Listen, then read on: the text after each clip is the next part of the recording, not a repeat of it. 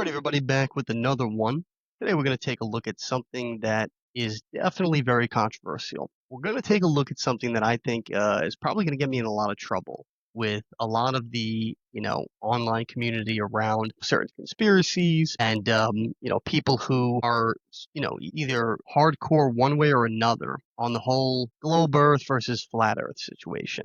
Now, there's a lot of people online that are dead set in their ways, either one of these two. They're either flat earthers or they're round earthers, globe earthers, whatever the terminology is. I really don't know. But there are a lot of people that are very hardcore, very strongly believing in either one way or the other. And then there's a group of people that I think is the larger group that's in the middle, that is usually how it is for everything, that really don't know which way to believe, which way to go, and or just don't care because they have lives and they don't want to get caught up in all this conspiratorial stuff. I definitely think that there are many things that have been lied to the people, not just in America, but throughout history. Different civilizations, the government or the powers that were in control would lie to them to try and manipulate them and control them, and keep them believing in certain things to wield power over them. That we know is true. That's something that can be historically proven throughout history and even in today's world. You can look at some of the most dictatorial or communist countries like, North Korea and China to some degree. There are a lot of things that they will not let their people see, whether it's online or just in terms of general education in their school systems, the books that they allow the people to read and purchase. They shielded their people from certain information because they do not want them to have certain knowledge, I guess, because that could lead to liberation for those people, or at least inspire them to start a movement towards liberation. It's proven that powers, people in power, that's why the Bible says we wrestle against, principalities and stuff like that. It's proven that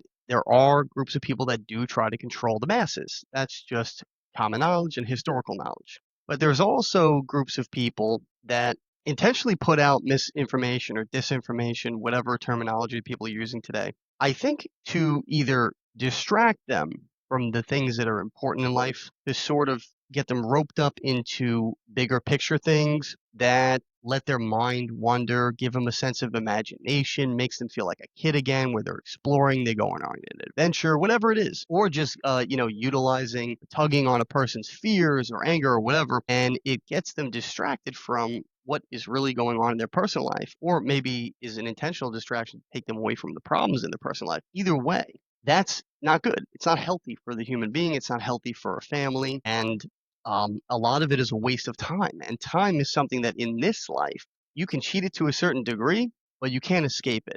You're running out of time from the day you're born. Your life is finite on this planet. And as you get older, you hopefully start to see that and realize you don't want to waste any of your time on things that are not going to benefit you or your family. You want to spend your time appropriately where you can advance your family, advance and build yourself, your character, raise your children up right, teach them, build their character. So these are the type of things that you should be doing with your time and bettering your community and society as a whole. We should all be contributing and pulling our own weight, not wasting it with a lot of these conspiracies that I see online. But that's just my own personal opinion. You can do what you want. It's your life. It's your time. If you choose to spend it getting caught up in conspiracies while your, family suffering, mentally, physically, or spiritually, while your bank account's suffering, while there are people that are relying on you for help with certain things that you can't help them because you're too busy caught up in these conspiracies that you'll likely never prove and likely are just designed to keep you distracted. That the goal is an end game of you get roped up in distractions that you don't get out of, and when you finally do, you realize you look back and wasted so much time in your life. So that's really more of um, a plea to the younger generation. Some of the older people, the boomers especially, they get caught up in a lot of these conspiracies now because I think they're finally awake to what's been going on in the world, and they just don't know where to look or where to begin. So they have a lot of free time on their hand because they're retired or they're older, and they're trying to play catch up, and they are just getting lost in all this stuff. And that's fine. If you're a boomer and that's where you're at, okay, you lived your life, right? You're towards the end of that journey. But for the younger generation, especially Gen Z, I see a lot of young people today, especially on TikTok, where they're getting you caught into these conspiracy theories. You're young. You have your whole life ahead of you.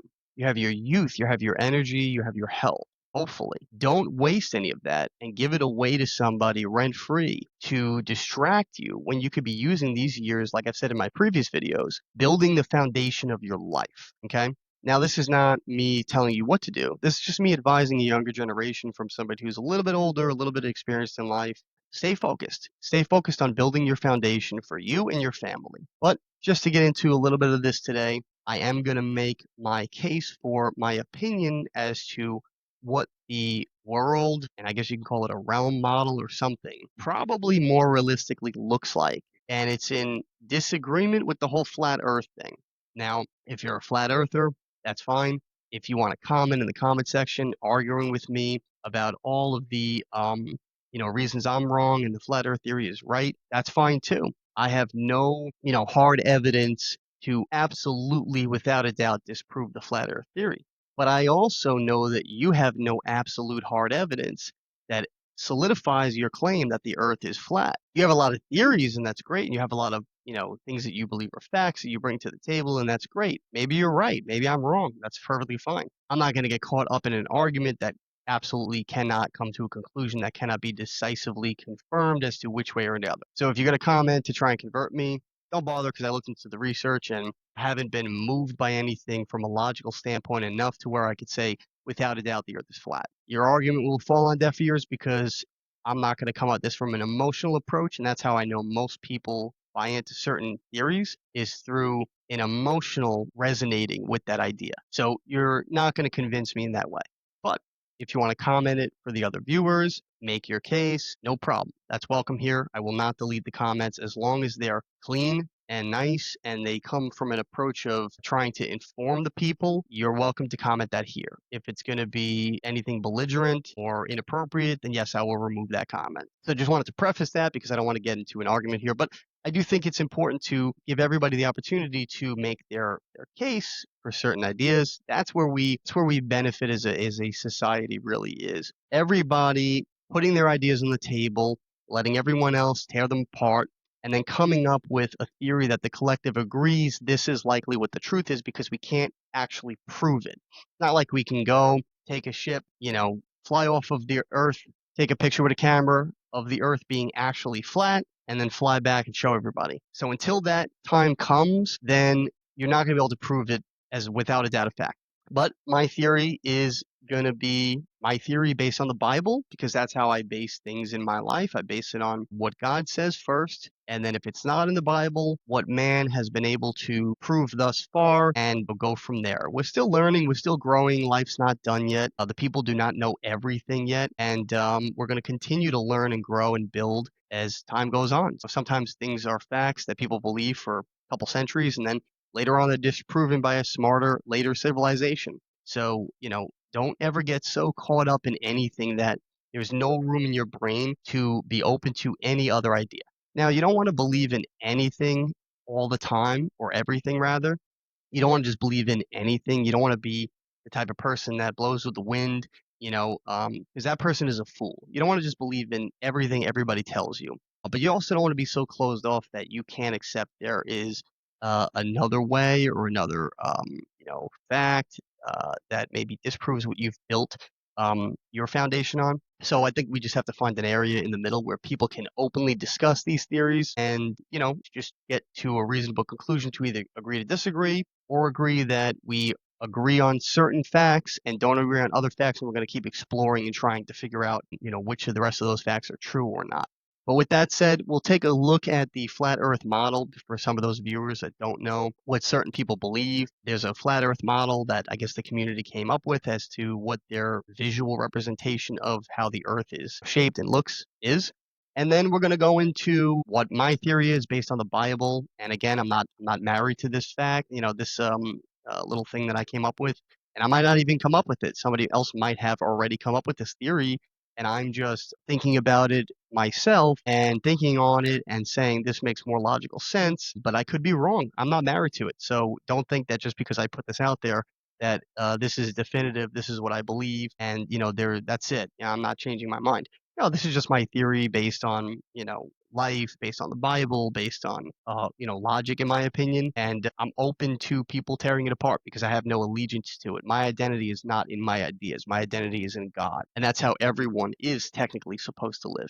But let's jump into this now. We'll take a look at the flat earth model, and then we'll jump into my model, or at least I think it's my model. I had ChatGPT put together some idea as to what I had come up with, or at least what I told it to illustrate back to me in a visual representation. And it's not even that good, to be honest. So some people who say AI is going to take over the world in a couple of years and robots are going to be, controlling us all, it couldn't even get several revisions that I had right. So, I'm not really too scared about AI. I think it's a great tool for us to use to advance ourselves quicker.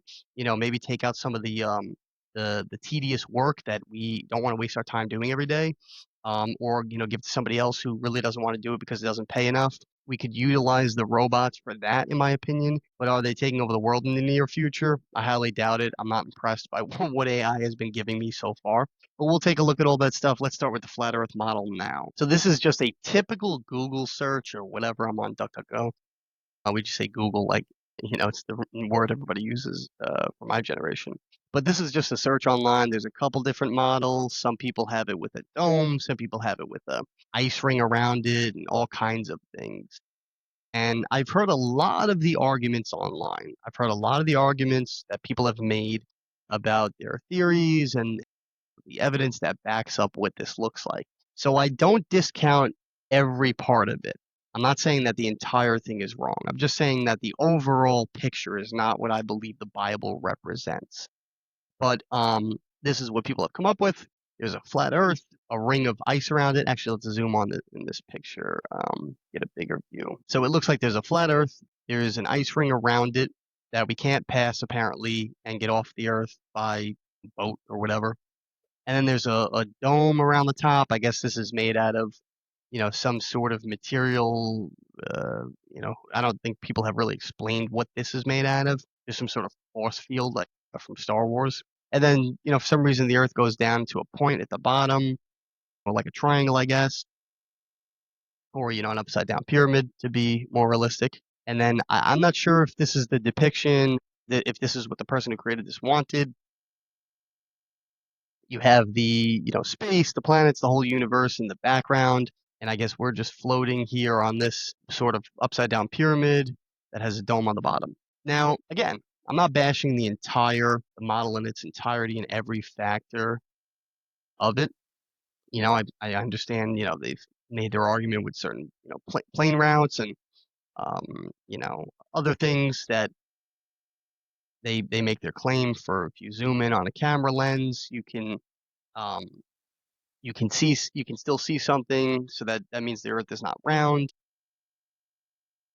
I don't agree with that. I don't think it's necessarily true, because the truth is, if you continue to zoom in on something, you know on any shape object that you're on, if the object is any shape, and you continue to zoom in closer, you'll likely be able to see more of what you're looking at, regardless of what the shape of the object that you're on is. Even if there's a curve, I don't know that you would necessarily, also too, you don't know like the distances. You don't know if you're zooming in. A lot of times people think, oh, you'd be able to see the curve of the Earth. But if the Earth is as massive as we think it is, or maybe even bigger than what we think it is, you may be thinking, 10, 20, 30 miles away. But on a globe that's several thousands of miles around, or maybe even more, maybe tens of thousands, we don't know.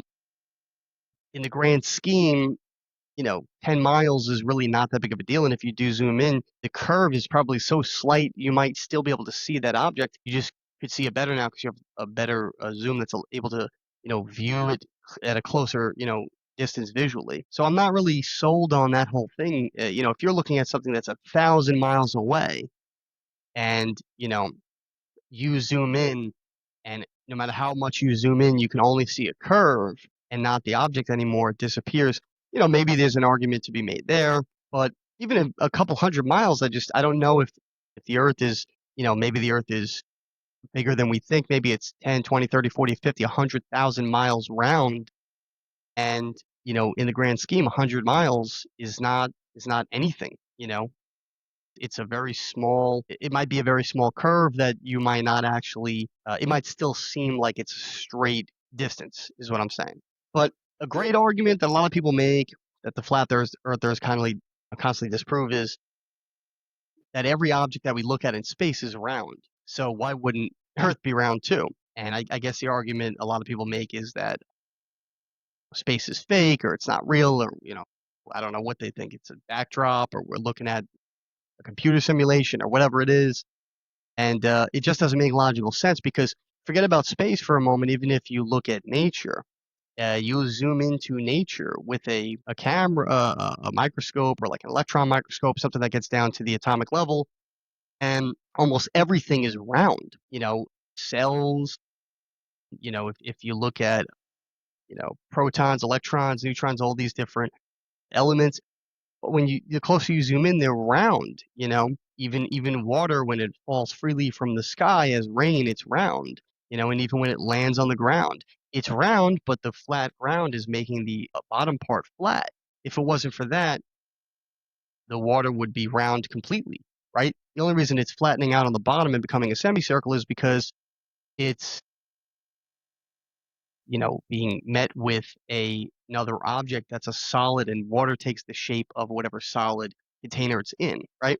But the top part stays round, right? Why isn't the entire thing flattening out on the ground and not being round in any shape or form, right? So it just doesn't make logical sense. I mean, you could zoom into anything really in nature, not things that are man-made, but things in nature, and see that almost everything has some sort of roundness to its core, roundness at the elemental level. So nature kind of makes the argument for us that things are naturally round. Nature kind of makes the argument for us that things are naturally round, and nothing really is flat in nature. You zoom in on a beach, and the sand granules are round.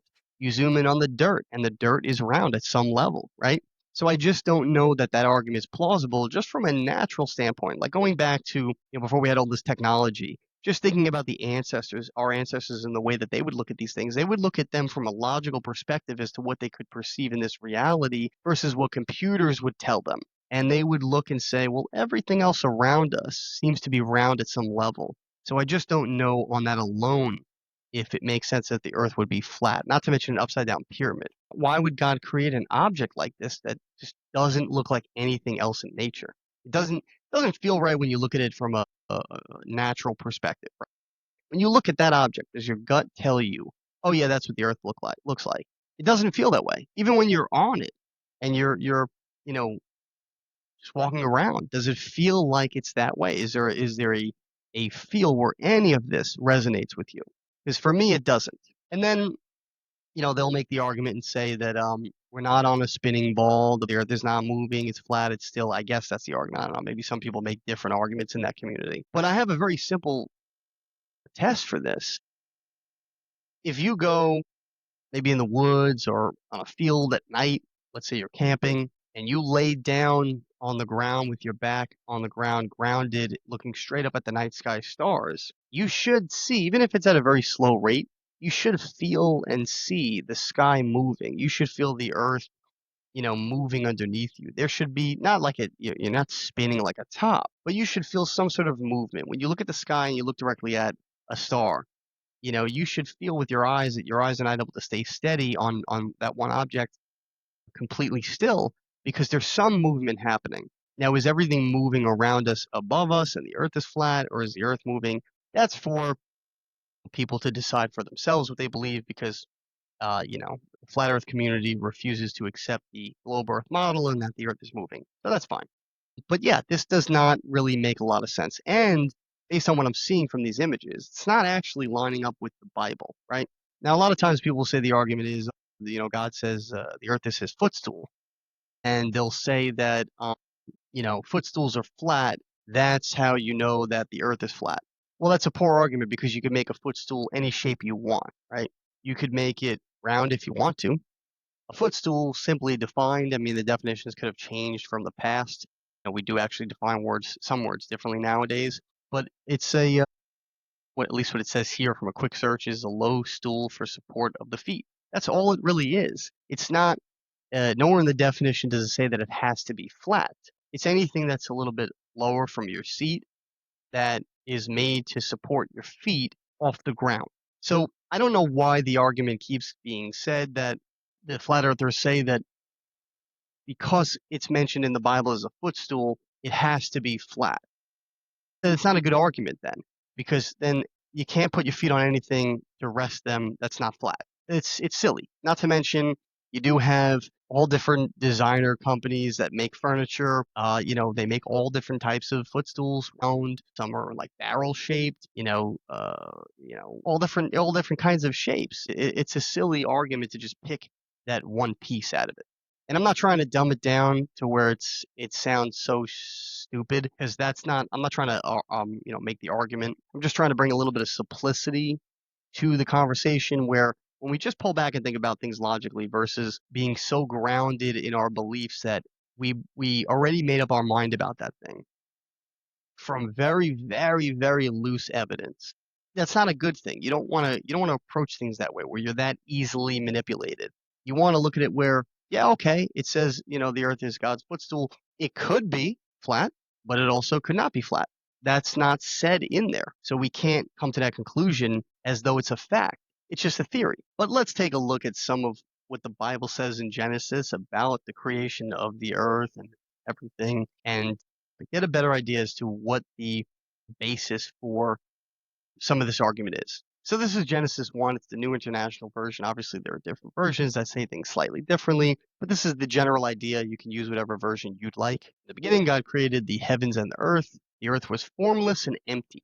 Darkness was over the surface of the deep, and the Spirit of God was hovering over the waters. So at this point, it was formless and empty, which would mean it's just a void, a round hole or some sort of black hole that had nothing really in it. Maybe even not even the shape round, maybe just shapeless but dark because there was no light in it. And you know, at this point it's not clear whether it's flat or round. Then God said, "Let there be light." Now the earth was formless and empty, darkness was over the surface of the deep, and the Spirit of God was hovering over the waters. And God said, "Let there be light," and there was light. God saw that the light was good, and he separated the light from the darkness.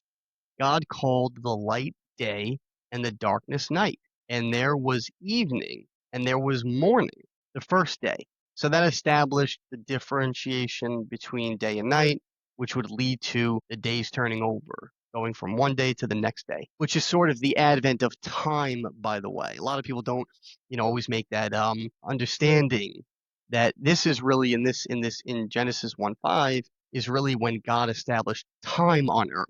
So God existed before time, as we can see from Genesis, and so did whatever he created before earth and stuff like that. He established time as a later factor. So God exists outside of time and space, which means likely heaven exists outside of time and space as well. But at this point, he created the heavens and the earth around the same time. God said, "Let there be a vault between the waters to separate from water." So God made the vault and separated the water under the vault from the water above it. Now, in certain versions of the Bible, it calls this a firmament, which a lot of people in the flat earth community argue is that dome around the top of the flat earth. Now, really what it is it's a boundary, right? It's a boundary, it's a borderline, it's a way to separate one side of something from the other, right? And with water, when you're talking about water, you do need something physical and maybe not solid, but maybe something that is a different elemental makeup from the water to separate water, right? If you look at, I think some scientists had some time ago, they had gone deep down into the ocean and they found a lake in the ocean, underneath the ocean, but the lake was not bleeding into the ocean. It was a separate consistency. It was a separate water area in the ground underneath the ocean. Why didn't the two mix? Because there was some sort of elemental barrier between the lake water and the ocean water in terms of the density of that water and whatever was the barrier that separates those two. You could look this up. It's a fact. There's a lake underneath the ocean, and it does not mix with the ocean's water itself, right? So he separated those waters that we know of. Why couldn't he separate waters in space, right? Why couldn't he separate the waters from heaven and the waters from the earth? And he did it with some sort of, physical barrier. We don't know if that's a solid, a liquid, a gas, or some other element, but there is a differentiation that separates those two. It's an elemental differentiation from the elements of the waters themselves in the heaven and the earth. We established that there is a barrier, there is some sort of firmament. That is a fact. And it was so.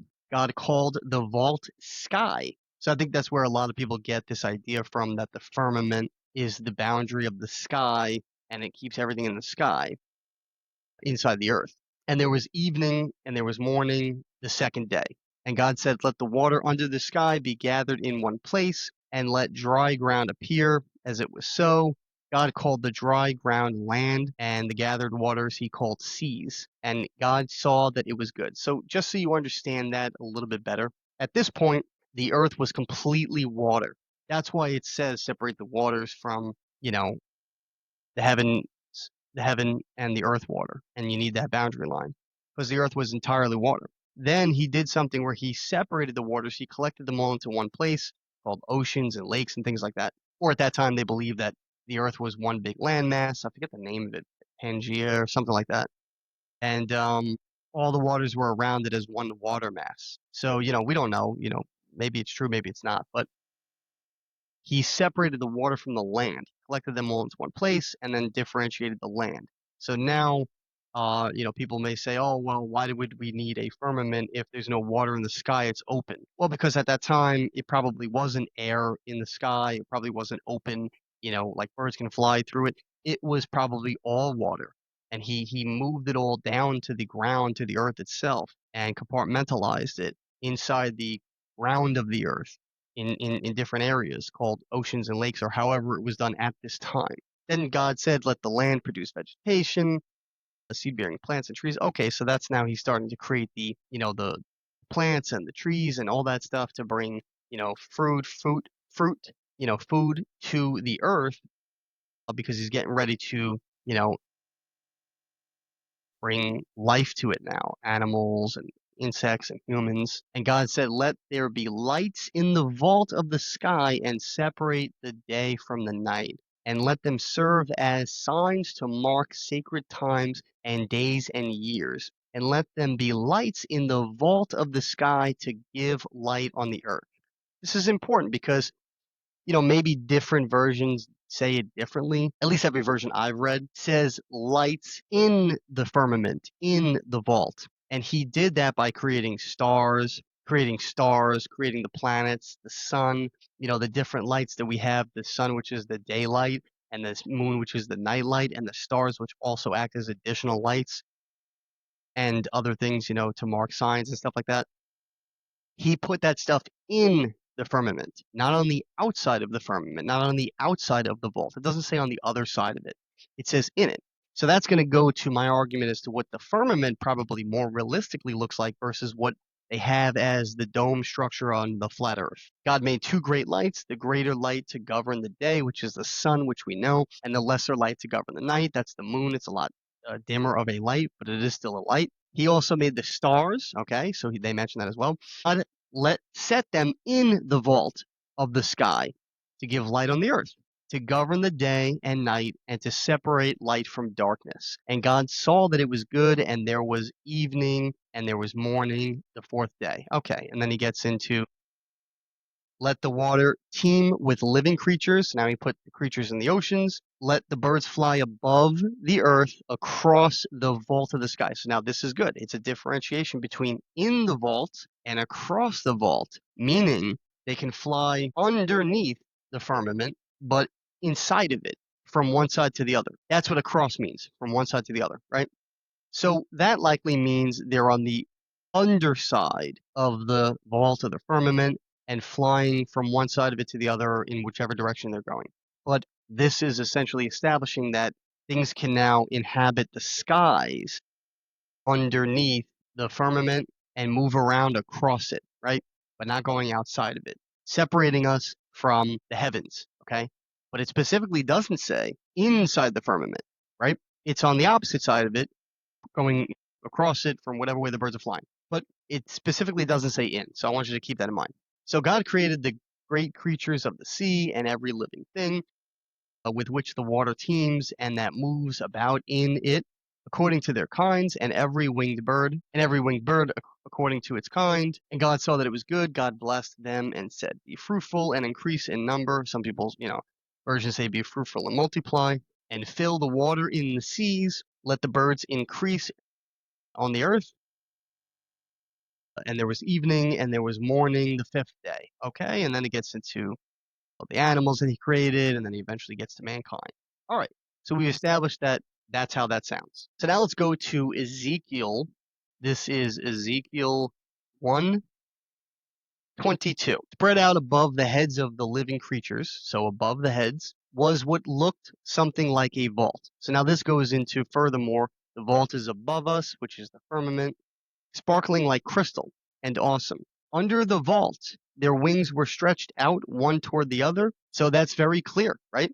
Under the vault. So now this goes back to what I was saying about how the birds fly from across the vault, right? Now we're going and further confirming they are on the other side of the firmament. They are underneath it, right? It is above us and around us, okay? So this is a lot of times what I see people quote is Isaiah 66:1, where it says, "This is what the Lord says, heaven is my throne and the earth is my footstool. Where is the house you will build for me? Where will my resting place be? Has not my hand made all things?" And so they came into being, declares the Lord. Nowhere in that does it say the footstool is flat. It just says, heaven is my throne, earth is my footstool, right? So is heaven a chair? Is that all heaven is? Is it just one big chair that God sits on? Okay, no. So then that doesn't mean the footstool, earth, is flat, right? He's making it a point. He's saying that heaven belongs to him. It's his throne, it's his kingdom, right? And earth is his footstool. We are there like servants to serve the Lord. That's what that means. It's got nothing to do with the earth being flat. And again, this is not me arguing, trying to make the case that every single theory that the flat earthers have is wrong. This is not me, using scientific studies and proving that the earth is not flat or the earth is round. I'm just trying to come from an approach where we don't get so caught up in theories being facts and so married to them that there's absolutely no room for something to have been misinterpreted by either the flat earth community or the round earth community, either way. But based on what the Bible says, and it says much, much more on this, I'm not going to go through every single thing today. And I especially won't do it because I highly recommend you go do your own research, read the Bible, take a look at what it says. You can even search these things I was just using Bible Gateway, but there's also, I think, Bible.info. There's some other Bible websites where you can literally search the Bible for certain verses talking about certain topics. You could search for the firmament, you could search for the vault, you could search for heaven, hell, whatever it is you're looking for, you can search for those things to help you cut to the chase. And then if you want to go read the whole, passage about that in the Bible, that might be a great way to get more people into the Bible, and actually looking at it and reading it for real versus just, using it as a resource to prove your conspiracy theories. But I just want to quickly show you the model that I came up with as to what I think it's more realistically like, and it's based on the Bible. But again, this is not a perfect depiction. ChatGPT, like I said, the AI is not there yet. It's not that good. So essentially, the idea is hell is inside the core of the earth. We've been taught that it's the mantle and the core and that it's molten lava, but the Bible explains it as hell is at the core of the earth, and you go all the way down to the core itself, and that's the pit, that whole situation. So it's more likely that hell is inside the round globe Earth at the very core, underneath the ground we walk on. And there's been a lot of, things that kind of back that up. But what's more realistic is that the firmament is probably a big force field, whatever it is, whatever it's made up of, it's a different element from the rest of, what's in heaven versus earth. And all of the universe is probably inside of the firmament, not outside. So this stuff is wrong from what ChatGPT gave me. But all the planets, all the stars are probably inside of the firmament. And this could be light years wide. We have no idea, right? We're trying to make it as though the firmament is this thin shield, a little like piece of glass around the flat Earth's top. It's probably not. It's probably a billion times bigger than the Earth itself in terms of the circumference of it, and the Earth is inside of it. But what's more important is that what the real makeup is probably heaven is all around the firmament in every direction, and the Earth is the center point of heaven. You know, the Earth is some people understand it based on the way the Bible's written as it's the first heaven, and that's probably more likely true, but also it would make sense that we are the center of heaven, the focal point, because it's explained that God is always looking at us. If you're the center, the focal point, then that would be the direction you would be if everybody's looking at you. You know, the people in heaven, the angels, you know, everybody working for Team God is looking constantly and guiding the people of Earth. So we're probably the focal point. We're probably the center of heaven, where God's resting place is now. But heaven is probably all around us. It's probably not just above us like in this depiction. It's probably all around the firmament on the outer side of it. And then all the universe, all the stars and everything is inside the firmament around the earth. That's why we really don't know where the space ends. Space probably ends at the firmament where heaven begins. That probably makes the most amount of sense. And tell me if you disagree. That's fine. Put it in the comments. But to me, it makes more sense that we have every single thing in the universe inside of the firmament on the outside of Earth. And then all of heaven is outside of the firmament on the other side, because that's how it's written in the Bible. So to me, this makes the most amount of sense. Again, not a perfect depiction, not impressed by AI right now. If you can do a better version, a better model, free to use. It's not mine. I didn't create the heavens and the earth. God did. So if you can do a better model and either post that in the comments, share it with us, or keep it for yourself or share it on the internet for free, that's you can do whatever you want. I don't own this. I didn't create it. God did. But I just think this makes more sense. It's probably more likely the earth is round. It's probably likely that hell is in the core of the earth, and then everything in the universe is contained right outside the earth in between the firmament and Earth. The firmament is probably not right on the outside of Earth, separating us from space. I think all that stuff is inside. I think the firmament separates us from heaven because that is how it's written in the Bible. But anyway, that's it for this video. Just wanted to do a little bit of that. Get your opinions. Don't forget to like, follow, subscribe, share, all that good stuff. Put everything in the comments and tear this one to shreds. Do what you want, make the arguments, but that's just my little theory, my little 2 cents. Don't forget to stay for the ad at the end of the video. Check out all the products that we got going on right now and all the sales and stuff too. That's it for this video. Stay tuned for the next one. All right, everybody, I just want to take a moment to promote my children's book. This is Little Boy Full of Love. That's me on the back. And this is a little sneak peek on the inside. It's a great book. It's a children's book. I actually wrote this for my son, and it's available right now on Amazon, Walmart, Barnes & Noble, Indigo, Bookshop.org, and a lot of other online platforms. But more importantly to me, it's actually available in a lot of bookstores throughout the country. You can find out which ones are closest to you on my Instagram page. We highly recommend that you shop local, buy from a local bookstore. So if you are looking to, get a children's book for you or anybody you know, or even with the holidays coming up, it's a great time to, buy a children's book as a gift. Definitely get it from a bookstore that's local to you. But if you absolutely can't get it from one of the bookstores that are currently carrying it right now, and we're in about 15 or 16 different states across the country, so it may actually be in your state and it could even be local to you. But if you can't get it from the physical bookstore, check out our Amazon storefront. The book's available on there right now. And like I said, with the holidays coming up, you may want to do your Christmas or Hanukkah or holiday shopping early. And you can even order it from our Amazon storefront and ship it directly to whoever you're gifting it to. But it's available on those platforms, Amazon storefront and bookstores and other websites that I mentioned. But I want to take a moment here to look at the storefront just to give you an idea of some other stuff that we have available on there. These are products that we highly recommend. They are things that we use in our daily lives, and it's all organized by category.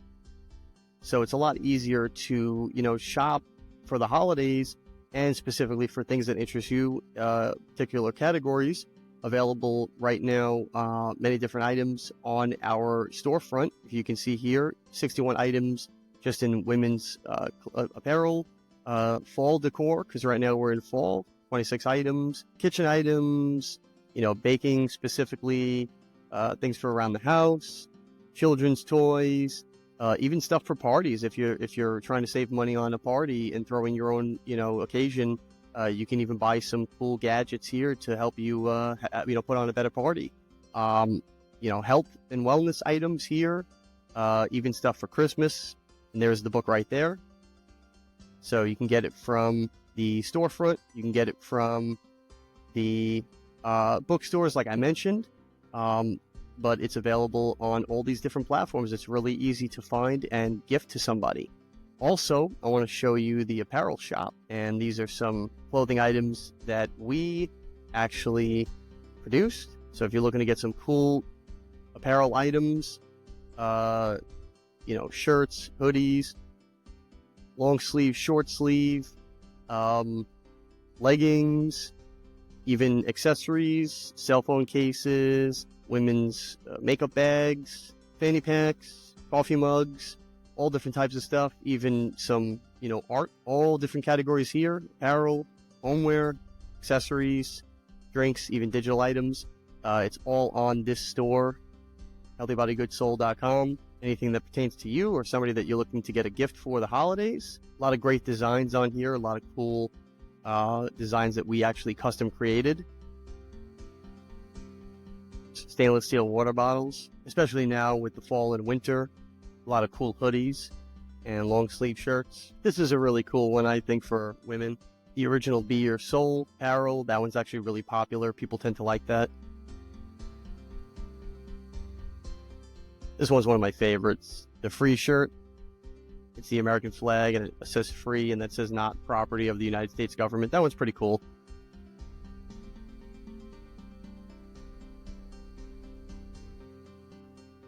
Got all different types of tank tops, hoodies, long sleeve, short sleeve, tote bags, coffee mugs, even some items for kids, backpacks.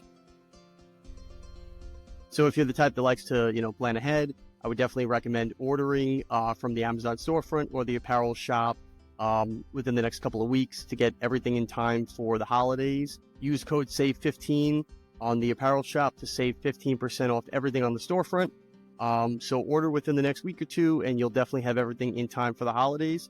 Definitely check out all the links to everything, the Amazon storefront, the book, and the apparel shop in my bio on all my platforms: Rumble, YouTube, Instagram, Spotify.